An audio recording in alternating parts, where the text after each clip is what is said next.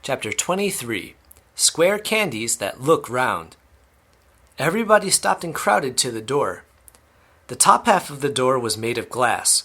Grandpa Joe lifted Charlie up so that he could get a better view, and looking in, Charlie saw a long table, and on the table there were rows and rows of small, white, square-shaped candies. The candies looked very much like square sugar lumps.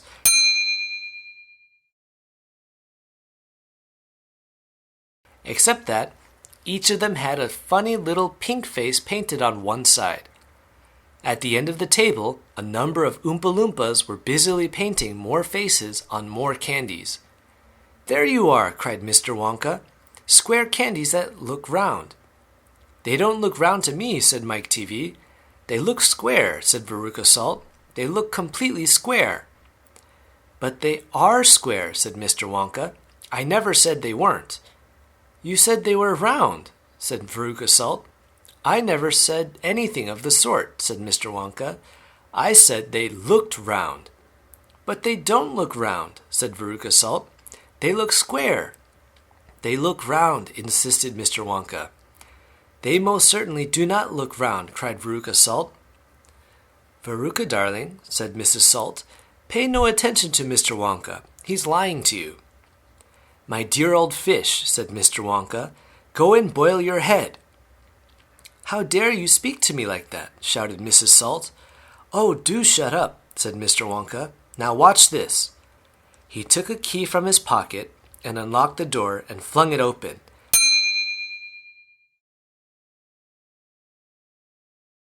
And suddenly, at the sound of the door opening, all the rows and rows of little square candies looked quickly round to see who was coming in.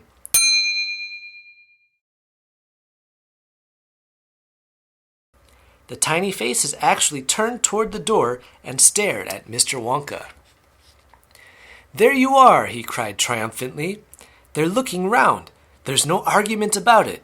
They are square candies that look round."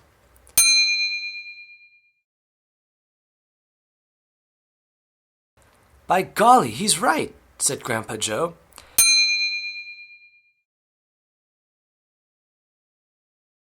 "Come on," said Mr. Wonka, starting off down the corridor again. "On we go. We mustn't dawdle."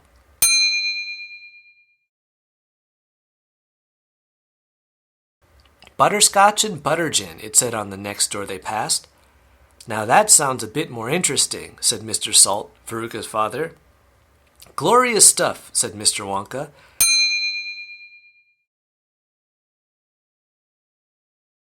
"The Oompa Loompas all adore it."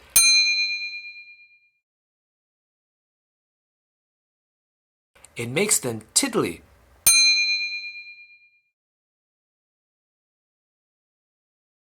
"Listen, you can hear them in there now, whooping it up."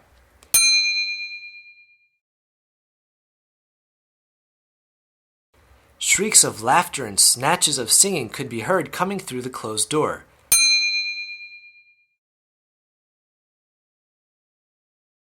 "They're drunk as lords," said Mr. Wonka. "They're drinking butterscotch and soda. They like that best of all. Butter gin and tonic is also very popular."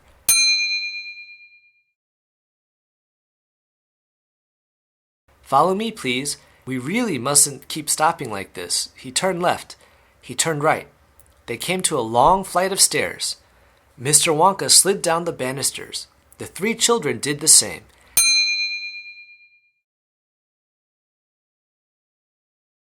Mrs. Salt and Mrs. TV, the only women now left in the party, were getting very out of breath.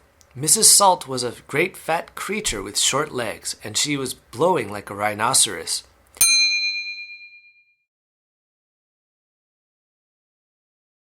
"This way," cried Mr. Wonka, turning left at the bottom of the stairs. "Go slower," panted Mrs. Salt.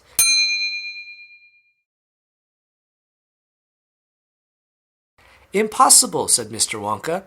"We should never get there in time if I did." "Get where?" asked Veruca Salt. "Never you mind," said Mr. Wonka. "You just wait and see."